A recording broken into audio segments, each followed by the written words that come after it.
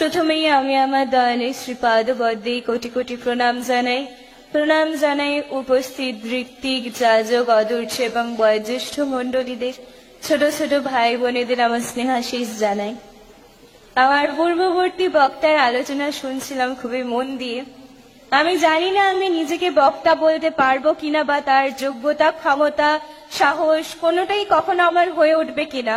শুধুমাত্র নিজের ভাবানুসারে তাকে নিয়ে চলার চেষ্টা, তার আদর্শকে প্রচার করার চেষ্টা, এটাই আমার জীবনের আপাতত বড় একটা উৎস বলে আমি মেনে নিয়েছি। জীবনে আজ 18টা বছর হয়ে গেল বলতে গেলে আমি তাকে নিয়ে চলার চেষ্টা করছি। কিন্তু এই 18টা বছর আমি জন্ম লগ্নের আগে থেকে আমার ইষ্টভীতি হচ্ছে। এই 18টা বছর বলতে যতটা অহংকার বোধ হচ্ছে, ঠিক কি তাকে নিয়ে আমি ততটা কি চলতে পেরেছি, এই প্রশ্নটা আমাদের সবার প্রথম হওয়া উচিত। কারণ শ্রী শ্রী ঠাকুর আজকে আমাকে ধরে আছেন বলেই আমি কিন্তু এই জায়গায় এসে দাঁড়িয়ে আছি। আমি নইলে তার চলা ছাড়া আমার কিন্তু জীবনে আর কোনো চলার দিকে আমি অগ্রসর হতে চাই না। আজ 18টা বছর বলতে যতটা অহংকার লাগছে, ততটা অহংকারী আমি হয়ে উঠতে পারিনি, কারণ তাকে নিয়ে চলার সেই ধারাটা আমি বজায় রাখতে পারিনি কোনো না কোনো ভাবে। তো শ্রী শ্রী ঠাকুর বলেছেন যে ইষ্টকে কিভাবে আমরা প্রকাশ করব, নিজেদের জীবনে ইষ্টকে আমরা কিভাবে পূর্ণ করে তুলব। তখন শ্রী শ্রী ঠাকুরকে এটি জিজ্ঞাসা করা হয়েছিল। তখন শ্রী শ্রী ঠাকুর বলছেন, একটি স্বামী আর স্ত্রীর মধ্যে যতটা গভীরতর সম্পর্ক, তার থেকে আরো বেশি গভীরতর সম্পর্ক হওয়া উচিত একজন ইষ্ট আর তার সন্তান, অর্থাৎ আমাদের মানবের সাথে আমাদের আচার্যে আমাদের সম্পর্কটা তার সাথে এতটাই গভীর হওয়ার দরকার, যেটাকে ঠাকুর বলেছেন যে স্ত্রী আর স্বামীর সম্পর্কের গভীরতার থেকেও আরো বেশি। মানে কতটা গভীর সেটা আমি বোঝাতে পারবো না। যাই হোক, শ্রী শ্রী ঠাকুরের আজকের আমাদের আলোচ্য বিষয় বৈশিষ্ট্যে নারী এবং পুরুষ। শ্রী শ্রী ঠাকুর আমাদের নারী নীতিতে প্রথমেই বলেছেন, মায়েদের বৈশিষ্ট্য আছে নিষ্ঠা, ধর্ম, শুশ্রূষা, সেবা, সাহায্য, সংরক্ষণ, প্রেরণা ও প্রজনন। এই 8টি জিনিস। ঠাকুর প্রজননটাকে লাস্টে কেন রাখলেন আর বাকি 7টাকে আগে কেন রাখলেন, এগুলো তো আমাদের চিন্তা করার আগে নাকি? প্রজনন ব্যাপারটা হচ্ছে আমাদের মায়েদের সব থেকে গুরুত্বপূর্ণ একটা অধ্যায় আমাদের মাতৃ জীবনের ক্ষেত্রে, প্রজনন ব্যাপারটা। তাই জন্য শ্রী শ্রী ঠাকুর প্রত্যেকটা মায়েদের ক্ষেত্রে প্রজনন ব্যাপারটাকে এত জোর দিয়ে বলেছেন, সুসন্তানের কথাটাকে এত জোর দিয়ে বলেছেন। আমাদের পূর্ববর্তী বক্তা খুব ভালো বলে গেছেন এই বিষয়ে। তো শ্রী শ্রী ঠাকুর সেবা বলতে বলছেন, সেবার মধ্যে বোধ, বিচার, বিবেক আছে। উর্বর মস্তিষ্ক না হলে সেবা করা যায় না। আমরা সেবাটাকে কি ভাবি, আমার স্বামী বাড়িতে এলো, একটু পা টিপে দিলাম, কেউ এলো একটু জল দিয়ে দিলাম। ঠাকুর বলছেন এটাকে সেবার মধ্যে পড়েই না, এটা কোনো সেবাই না। উর্বর মস্তিষ্কের মানুষ, উর্বর মস্তিষ্কের নারী না হলে সেবা করা কখনোই সম্ভব না। সেবা তার দ্বারা হয়ই না। আমরা যেটাকে সেবা বলি সেটা আদৌ কি সেবা নাকি সেটা সন্দেহজনক ব্যাপার। শ্রী শ্রী ঠাকুর ধর্ম বলতে বলছেন সচ্চিদানন্দ ঘন যে বিগ্রহ আমরা জানি, সেটিকে শ্রী শ্রী ঠাকুর ধর্ম বলতে বলছেন। মানুষ মানেই হচ্ছে সচ্চিদানন্দের প্রকৃতি।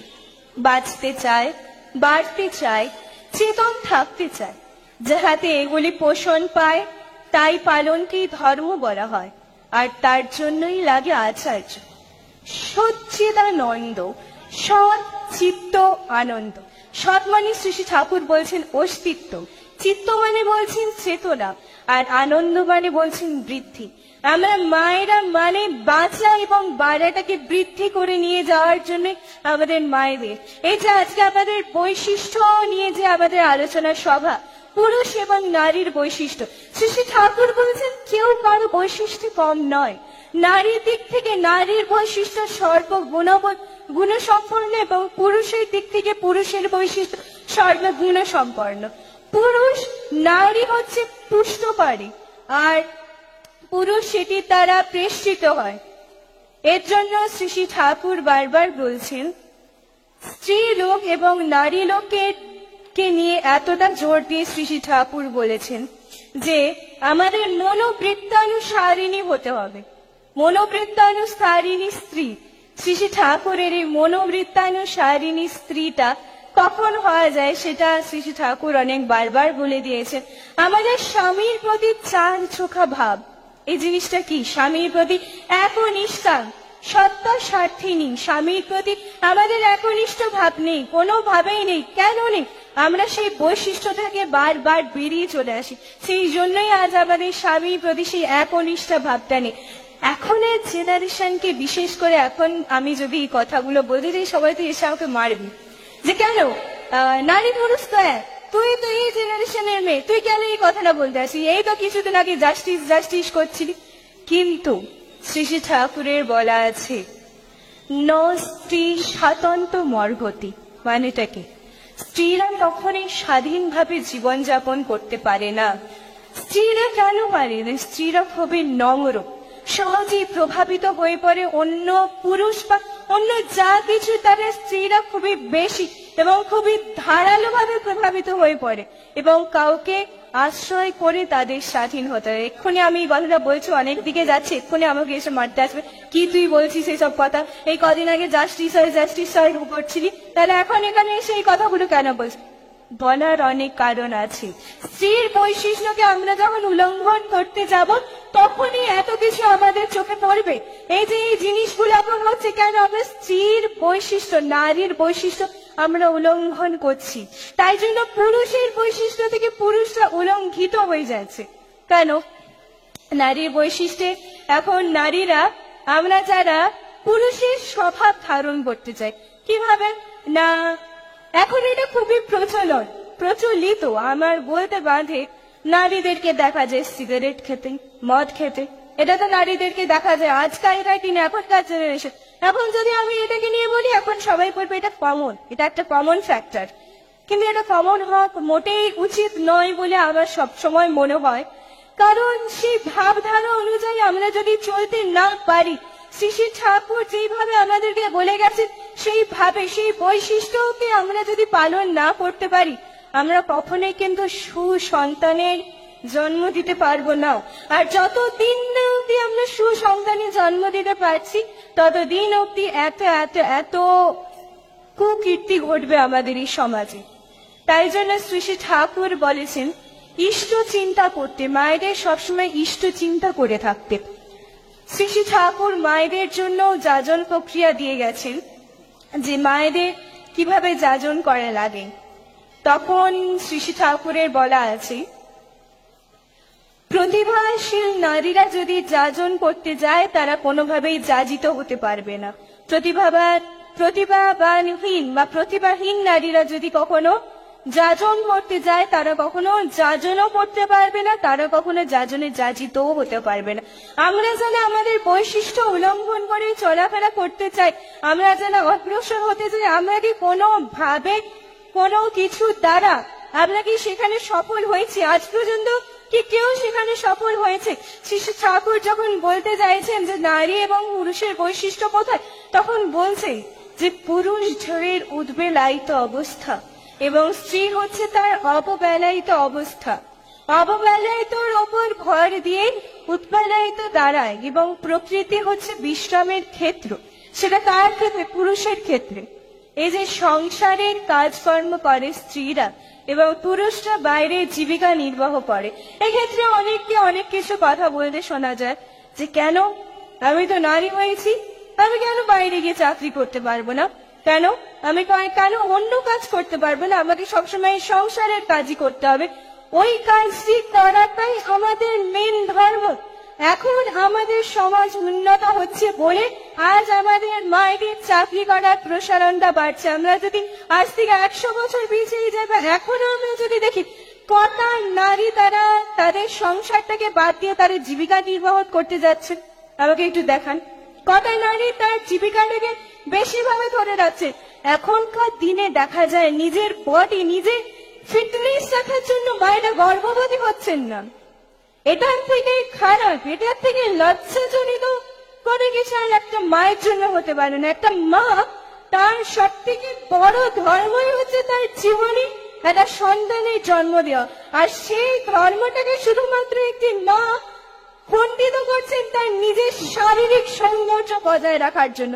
এর থেকে লজ্জিত, এর থেকে ঘৃণিত জিনিস আর কোথাও হতে পারে না, বা হতে পারে বলে আমার মনে হয় না। শ্রী ঠাকুর কে নিয়ে যদি আমরা চলতে চাই, আমাদের এই বিশেষ বিশেষ দিকগুলিকে নজর রাখা ভীষণই ভীষণই প্রয়োজন। আমরা যদি আমাদের স্বামীতে আদর, আমাদের স্বামীতে নিষ্ঠাবান, যত্নবান, সেবা পরায়ণ না হয়ে উঠতে পারি, কোনোভাবেই কিন্তু আমরা সুসন্তান জন্ম দিতে পারবো না।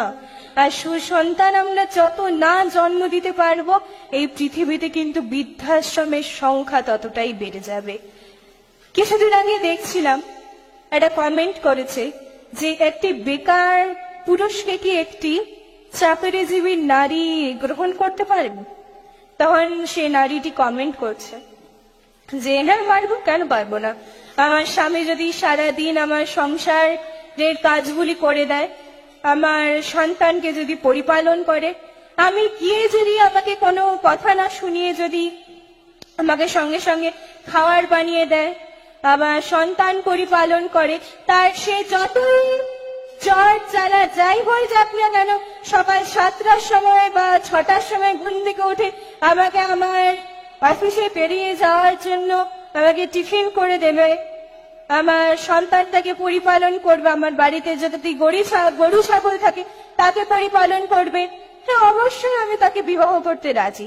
তবে পণের কথাটা এখন বললাম না, পণের কথাটা গোপনে বলে দিয়ে আসবো। এটা শুনে আর এটা দেখে আর কটা কোন পুরুষের বা কোন নারীর কি হয়েছে আমি জানি না, কিন্তু আমি ব্যক্তিগতভাবে বলতে চাই এই প্রশ্নটা করাই অবাঞ্ছনীয় হয়েছিল। কারণ একটি পুরুষ সে যাই হোক না কেন, পুরুষের দিক থেকে সে নিজের বৈশিষ্ট্যে সে নিজে বৈশিষ্ট্যবান, এবং একটি নারী নিজের বৈশিষ্ট্যে নিজে বৈশিষ্ট্যবান। আমরা শুধুমাত্র আজকে নিজের বৈশিষ্ট্যটাকে উল্লঙ্ঘন করছি বলেই কিন্তু আজকে আমাদের এত রোগ, এত জ্বালা, এত দুর্দশা, এত দুর্নতি, এত দুর্গতি। আমি আর বেশি দীর্ঘায়িত করব না, এই বলেই আমি আমার ক্ষুদ্র তাকে নিয়ে বলার চেষ্টাটাকে শেষ করছি।